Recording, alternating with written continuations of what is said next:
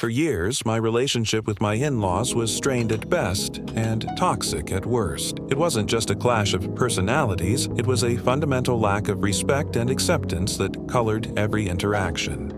While they supported us financially, in the very beginning it was never for me, but for their daughter. As long as the money flowed to her, they were content. But emotionally, they never made me feel like part of the family, never once showed faith in me, and certainly never offered any real support. And yet, they had the audacity to throw their so-called support in my face, insisting that without them, I wouldn't have achieved what I have today. That simply wasn't true. When I confronted them, telling them I could have made it without their help, they exploded. They yelled louder and accused me of ingratitude. The argument spiraled quickly, culminating in them telling my wife she had to choose between us because they had tried to support our relationship for as long as possible, but my refusal to acknowledge their contributions was too much. Somehow, my wife managed to convince them to leave. But since then, the lines of communication have been severed. My wife keeps in touch with them, trying to get them to apologize, even though I've told her I don't need an apology. I just need space. I want nothing to do with them right now. But then the real nightmare began. I recently discovered through my wife that while she was desperately trying to get her parents to apologize, they were working to brainwash her into divorcing me. They sent her messages accusing me of disrespect and disloyalty, claiming I didn't love her enough to honor their family. They insisted she reconsider our marriage before it was too late. It was ridiculous, especially since they had never truly accepted me or treated me with respect. They were just trying to manipulate her, to protect their ego and image at the expense of our family. My wife, exhausted by their pressure, admitted she thought they had a point about the financial support they provided early on, though only because they couldn't say no to their daughter. But I refused to acknowledge it because I was ready to repay any money we owed. More importantly, their support never came without strings attached. They always treated me like I was only with their daughter for money, never a genuine family member. Their disrespect was clear,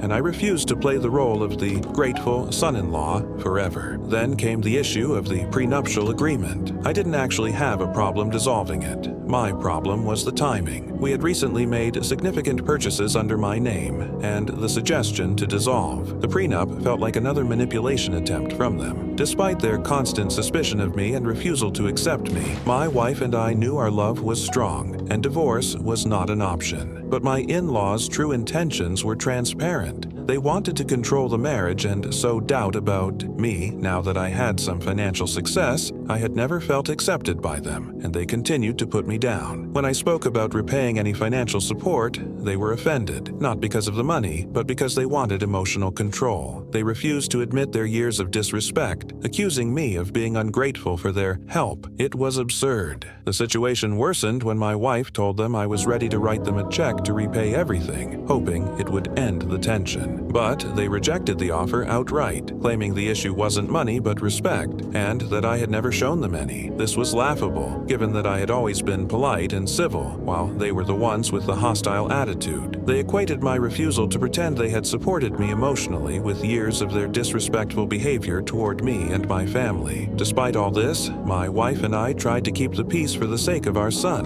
who loves his grandparents. But her parents kept pushing her to take our son away, trying to turn her against me. Their selfishness and ego seemed boundless. They didn't just want to ruin our marriage. They wanted custody of our child as a trophy for their pride. After weeks of fighting, my wife finally stopped responding to her parents. She was exhausted from trying to fix something they had no interest in repairing. When they showed up unannounced at our house, ignoring me completely and demanding to speak to her, the confrontation was inevitable. They accused her of becoming disrespectful like me and demanded that she remember her debt to them, as if our entire relationship was a transactional one. My wife rightly lost her temper and reminded them that all their help was voluntary and could have been refused. They had no right to hold it over her head. We had tried to be grateful and respectful, despite their constant provocation and disrespect, but we couldn't let it continue any longer. When they blamed me for all the conflict because I refused to dissolve the prenup, I set the record straight. The real issue had always been their disdain for me, not because of money or legal agreements, but because I wasn't from their wealthy social circle. They never accepted me and treated me poorly for years. I stood firm, refusing to be their puppet. puppet or play their game. This only made things worse, but I kept my composure while they shouted and cursed, trying to get under my skin. Finally, my wife made her choice clear. She chose her husband and son over her parents. She told them to leave and that they would be receiving a check soon. They were shocked, likely expecting us to cave again, but we had had enough. When they argued further, she threatened to call the police if they didn't leave immediately. They finally left, and we blocked them from all contact. It's going to be hard explaining to our son why he can't see his grandparents anymore, but he has another set who love him dearly. Maybe someday we'll reconcile, but for now,